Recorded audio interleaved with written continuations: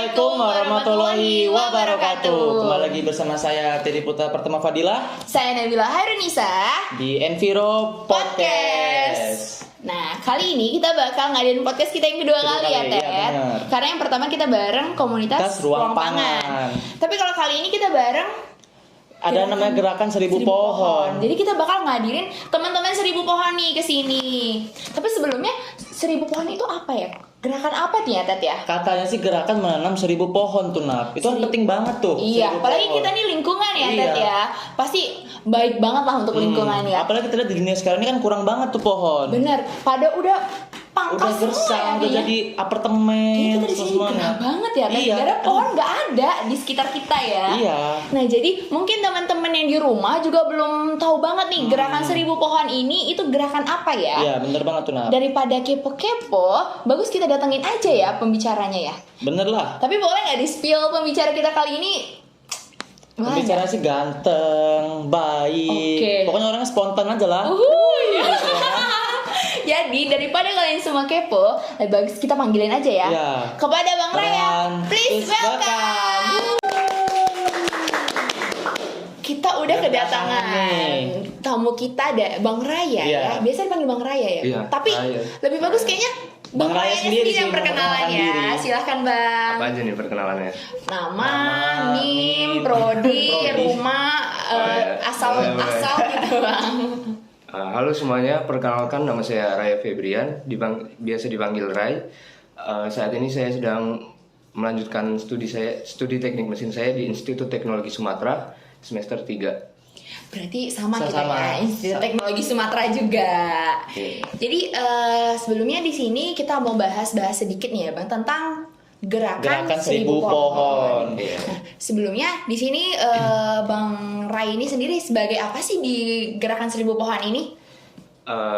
Saya di 1000 pohon adalah volunteer dan kebetulan waktu project yang terakhir, project 1000 pohon project 3.5, saya berkesempatan menjadi project director atau ketua pelaksana. Wah, keren banget ya sebagai ketua pelaksana. Pasti susah tuh Bang buat jadi ketua tuh Bang ya. Ya, itulah. Iya. Pasti dong, Ted. Coba deh makanya jadi ketuplak. Soalnya saya nggak pernah jadi ketuplak. Kayaknya nggak ini pasti nggak kepilih gitu ya, Ted. Nggak cocok sebenarnya. Bener sih itu. Nah jadi daripada kita masih bingung nih ya Bang, kita masih ada yang mau tanya ini. Kegiatan apa aja yang biasa dilakukan di gerakan 1000 pohon ini? Jadi 1000 pohon ini merupakan sebuah wadah atau forum buat teman-teman komunitas, organisasi atau himpunan mahasiswa gitu untuk berkolaborasi menyelenggarakan sebuah proyek gitu, khususnya proyek lingkungan. Dan untuk kegiatan 1000 pohon sendiri ini per proyek gitu Kak. Jadi kita sejauh ini ada 3 proyek yang sudah terlaksana. Ada proyek 1, proyek 2, dan proyek 3.5. Untuk kegiatan-kegiatan kita sendiri itu ada mulai dari menanam pohon, terus edukasi kepada masyarakat, terus ada bagi-bagi bibit pohon gratis gitu. Jadi bukan cuma nanam pohon dong ya Bang ya. Berarti ada tadi ya. Tadi kan kita udah tahu ini ya kegiatan apa, tapi sebelumnya kita belum tahu Ted. Awal mula terbentuknya benar. Ini gerakan 1000 pohon ini kan. Soalnya gerakan bagus banget sih. Iya, kalau kayak gini ya buat jiwa-jiwa muda kita ini kayak tergerak banget gitu loh. Tapi saya ingat kok belum gitu dari saya sendiri gitu. Jadi diharapkan semenjak ada podcast ini langsung ya Ted, tergerak ya Ted. Apalagi buat para audiens kalian ya, harusnya tergerak ya. Karena apalagi pembicara kita ini ya ampun gitu. Kok gitu? Maksudnya bagus banget gitu loh, keren. Jadi ketuplak loh, Ted. Jadi pengen sih. Jadi mungkin Abang boleh langsung aja nih. Awal mula terbentuknya dari si gerakan 1000 pohon ini. Awal mula terbentuknya 1000 pohon itu pada tahun 2019. Waktu itu kalau ingat waktu agak pertengahan tahun 2019 itu lagi marak-maraknya terjadi kebakaran hutan di Riau, di Kalimantan gitu. Benar. Nah, itu ada founder 1000 pohon namanya Kak Rizkia. Jadi Kak Rizkia itu yang menggerakkan volunteer nih. Jadi setelah ada isu-isu itu Kak Rizkia kemudian berinisiatif untuk membuat sebuah project itu yaitu penanaman pohon itu sendiri, sehingga setelah itu ada open recruitment gitu-gitu sampai terkumpullah volunteer yang memiliki concern yang sama, jadi baru dah itu terbentuk Seribu Pohon. Ya, itu. Dan ini kan tadi kalau nggak salah tadi aku dengar kayak ada rekrutmen ya dari teman-teman semua itu kira-kira setahun itu berapa kali? Atau misalnya khusus di bulan ini atau setiap bulan atau 3 bulan sekali, atau itu gimana Bang kalau proses rekrutmen dari si Seribu Pohon ini sendiri? Untuk proses rekrutmen dari Seribu Pohon ini sebenarnya berdasarkan project. Misal mau ada project yang pertama itu kan butuh tenaga, butuh volunteer, dan itu baru open recruitment. Kemudian kita bergerak lagi, ada project kedua gitu. Project kedua ini pertama kita kumpulkan teman-teman volunteer dari project pertama. Setelah itu kalau memang dirasa sumber dayanya masih kurang, kita akan open recruitment lagi. Jadi per project baru open recruitment. Jadi dia nggak terjadwal misalnya khusus bulan setahun ini ada berapa kali rekrutmen gitu, nggak terjadwal gitu ya Bang ya. Oke. Tapi kalau misal dari Seribu Pohon ini sendiri ada nggak sih lokasi tempat khusus, ada tempatnya lah gitu lah khusus kayak kita kumpul rapat gitu. Ya. Untuk sejauh ini kita belum ada sekretariat tetap, jadi masih nomaden gitu. Ya berarti kayak kita gini kan ada ya sekre HMTL ini sendiri. Berarti kalau dari Seribu Pohon belum ada, mungkin kedepannya bakal ada nih. Pasti bakal ada sih. Pasti dong, udah. Kayaknya Seribu Pohon ini udah ini. Soalnya masuk loh Ted di berita Lampung G ya Bang ya. Masuk soalnya Seribu Susah Pohon. masuk Lampung G itu. Iya, tapi bisa kan ada Seribu Pohon ya. Iya. Keren banget berarti ya. Nah, terus setelah nih Abang tadi kan udah awal mula dari gimana bukan organisasi ya berarti ya.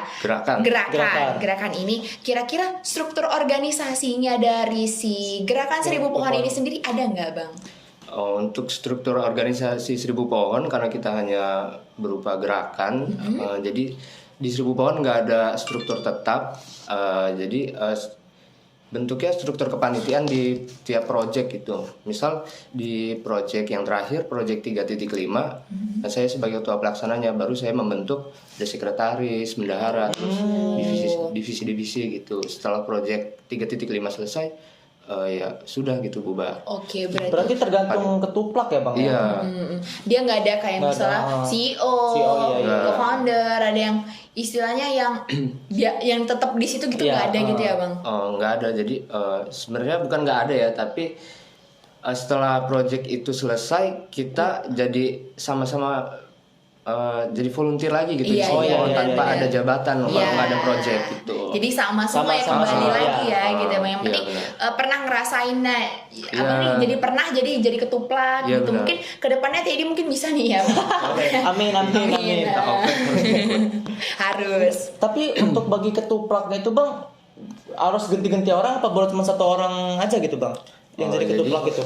Untuk ketuplak ini sebenarnya ketuplak ini nggak ditunjuk atau nggak ada pemilihan gitu. Jadi lebih ke inisiatif dari diri sendiri. Misal kalau saya kemarin kebetulan saya pengen nih ngebuat project nanam mangrove gini-gini. Jadi saya di forum itu di grup muncul kalau saya mau jadi ketua pelaksana gitu. Jadi setelah project ini selesai, sebenarnya saya bisa aja gitu jadi ketuplak lagi, tapi kan saya mau memberikan teman-teman saya yang lain buat merasa kesempatan. Benar-benar. Nah, kalau nggak salah kemarin Seribu Pohon itu collab ya bareng HMTL dan Marta ya Bang. Benar. Kira-kira di mana ya kemarin itu Bang? Itu di mana, terus sana ngapain aja gitu Bang? Gitu, soalnya kan jujur saya juga sama Nabila waktu itu belum bisa hadir. Belum bisa ya, karena lumayan jauh juga ya. Jauh. Bensin Jadi mahal ya. Iya, naik ya kan. Coba deh Bang, mungkin yang kemarin itu gimana? Coba Bang bisa ceritain. Jadi project yang terakhir itu Seribu Pohon Project 3.5. Di project ini kita berkolaborasi dengan 17 komunitas atau organisasi atau himpunan yang ada di Bandar Lampung. Salah satunya HMTL Tirta Marta. Di project ini ada 2 rangkaian kegiatan. Yang pertama tanggal 18 September kemarin kita sebelumnya ada workshop eco printing dan seminar tentang climate change. Kemudian yang terakhir kemarin itu rangkaiannya yaitu penanaman 2000 mangrove itu di Pantai Marines Eco Park di Padang Cermin Pesawaran. Oh, di pantai Pancermin. 2000 bener-bener 2000 ya Benar-benar bang? 2000 sampai sore nanti. Dari jam berapa itu bang? Dari jam 9. Wah, Itu jadi capeknya seru nggak ya? kebayang sih Iya bang. sih tapi Cuma hasil yang dapatnya hasilnya pasti iya. lebih bagus Abang lah. ini meskipun di jadi ketuplak masih jadi seneng Iya. ya, meskipun capek jadi seneng banget ya kalau ada hasilnya kayak gitu ya bang. Iya, karena kita melakukan hal yang baik gitu. Iya benar. Tapi kira-kira habis tadi ini mangrove kita tanam nih sebanyak 2000 tadi itu. Kira-kira pohonnya ini bakal ada pemerhatian ada diperhatiin gitu atau kayak udah dibiarin gitu aja bang? Oh, jadi setiap project kita menanam itu kita nggak yang hit and run gitu. Kita selalu akan adakan monitoring gitu. Jadi Iya. setelah kita menanam kemarin, rencananya kita setiap bulan akan ada pengecekan atau monitoring tentang pertumbuhan si mangrove itu. Oh berarti ke Pesawaran lagi gitu? Iya benar. Kayaknya bisa ngajak kita ya nggak sih Ted? Boleh lagi Ted, kayaknya bisa sih. Itu per bulan bang, kayak gitu. Ya untuk rencananya sih untuk 1 tahun pertama ini kita mau per bulan. Cuman selanjutnya mungkin lebih renggang lagi gitu. Oh iya, karena dia masih baru ya, Iya. jadi butuh perhatian yang lebih lah gitu benar. ya bang. Terus- Jadi bukan cuma Teddy aja Iya. yang diperhatiin. Terus kan tadi udah nanam pohon itu kan bang. Itu kesulitan dan tantangan saat melakukan kegiatan itu apa aja bang kira-kira bang? Ketika penanaman. Iya. Untuk penanaman Atau apapun lah. khususnya penanaman ya untuk tantangannya kemarin itu ya terik panas. Jadi kemarin tuh kebetulan lagi Iya sih. panas-panas ya. Sampai ada beberapa yang volunteer yang apa? Pingsan ya gitu Ya, bang. lemes Sampai ya. lemes, jatuh pasti. Nah, Ih, Dan yang kedua kan itu tadi lokasinya ada di Pesawaran, mungkin jadi sebuah tantangan juga buat teman-teman datang dari Bandar Lampung ke Pesawaran 2 jam perjalanan. Terus waktu nanam itu tanahnya lumpur. Kalau yang paling dalam yang kemarin diinjek sih sepaha gitu kan. Nah, itu tantangan tersendiri lah waktu nanam mangrove gitu karena ada effort buat narik kakinya gitu dan beberapa tempat ada karang-karang tajam gitu jadi sempat ada yang luka kena gitu ya bang. gitu. Iya sih. Itu sih. Nah dari tadi kan bang kita ngebahas 1000 pohon ini sendiri nanamin mangrove ya. Iya. Nah kira-kira selain mangrove ini sendiri ada lagi nggak sih yang ditanam? Untuk penanaman kemarin kan kita nanam 2000 mangrove. 2000 bibit mangrove dan ada jenis pohon lain yang yaitu jenis pohon MPTS atau multi purpose tree species. Itu kita ada menyediakan 1000 bibit pohon itu. Nah, pohon itu terbagi jadi ada pohon sirsak, pohon ketapang kencana dan pohon jambu biji gitu. Jadi pohon-pohon itu kita nggak langsung tanam tapi kita bagi-bagiin ke warga sekitar, terus ke volunteer-volunteer yang ada. Terus kemarin kita sempat ada open donation dan kita sebagai apresiasi kita kasih bibit itu juga untuk ditanam. Gitu. Itu ada daerah tertentunya sendiri atau kemarin proses penyebarannya ini ke warga-warga itu misalnya khusus di Panjang nih atau di Pesawaran nih atau gitu atau di mana aja gitu? Untuk yang kemarin itu pembagian bibit ada di desa tempat kita menanam mangrove namanya Desa Sanggi, jadi kita bagikan ke warga sana. Dan untuk yang volunteer kan volunteer dari Bandar Lampung. Iya. Nah, itu ya. Jadi di sekitarnya lah ya, Iya, dan rumahnya sekitarnya gitu ya. gitu, iya. Bener-bener. Nah tadi kita udah bincang banyak banget ya Ted ya. Iya. Apalagi tadi kan ternyata bukan hanya mangrove doang, tapi ada yang MPTS itu ya, seperti NTPS, sirsak ya tadi. sirsak, Pohon-pohon buah. jambu biji. Iya tadi ada, tapi itu juga bukan di suatu tertentu ya, namanya. Jadi disebarin juga ke masyarakat dan volunteer-volunteernya. Jadi tadi ini adalah yang mau ditanyain lagi nggak? Masih ada satu lagi sih. Terakhir ya. Karena ini kan gitu. pasti berhubungan dengan masyarakat nih. Iya, benar. Gerakan 1000 pohon ini. Tanggapan sendiri Bang dari masyarakat umum terhadap program yang sudah dilakukan itu apakah antusias kah atau biasa aja gitu? Untuk tanggapan dari masyarakat, alhamdulillah sejauh ini selalu positif ya menyambut kegiatan kita. Contohnya misal di Project 2 kita ada ngadain donor darah, terus ngadain senam bersama dengan masyarakat, ngajakin masyarakat itu untuk nanam pohon bareng gitu.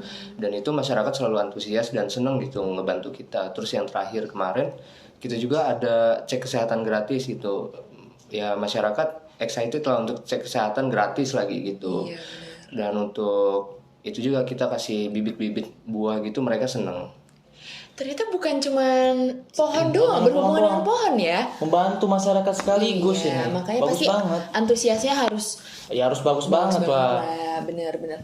Nah, tadi kita nih udah panjang lebar ya kita cerita bareng Bang Raya tentang gerakan 1000 pohon. Jadi kita bisa ambil kesimpulan gerakan 1000 pohon ini sendiri itu terbentuk tahun 2019 di mana karena adanya faktor Kebakaran hutan di ya. mana-mana. Jadi foundernya sendiri ini membuat suatu gerakan nih, yaitu gerakan 1000 pohon. Penanaman pohon. Ya, untuk di Bandar Lampung. Jadi kayak ya emang bener sih ya. Kita di sini aja sekarang ngerasa banget lah. Makin Panas tahun soalnya. makin Makin panas gitu loh. Karena Cuaca nggak menentu. iya bener. Karena ya kita lihat sendiri ya sekitar kita ini pohon aja itu udah sedikit banget loh dijumpain gitu. Jadi adanya gerakan 1000 pohon ini sendiri Diharapkan dapat membantu lah tumbuhnya pohon-pohon ini. iya, memperbaikin kualitas udara lagi ya. Cuaca yang ada di Indonesia Iya, ini minimal lah. adem gitu loh. Minimal lah ya. Minimal adem. Oke, Ted. Jadi tadi kita makasih banget untuk Bang Raya selaku pembicara kita kali ini, dan kita ucapkan terima kasih banyak banget kepada gerakan 1000 pohon yang bersedia ya di sini udah bincang-bincang bareng kita di sini. Dan maaf ya Bang kalau kita ada salah kata. Salah kata atau ada yang menyinggung. Saya juga Iya, minta maaf kalau iya, ada Bang. salah kata. Ya karena kita di sini orangnya spontan banget ya. Ya kan spontan ya kan? Panjang banget ya. Nah jadi karena kita nih ya begitulah spontan banget ya. Udah terus. Ya elah. Ya jadi maaf Bang maaf jika ada salah kata. Kita akhiri. Wassalamualaikum warahmatullahi wabarakatuh. Dadah.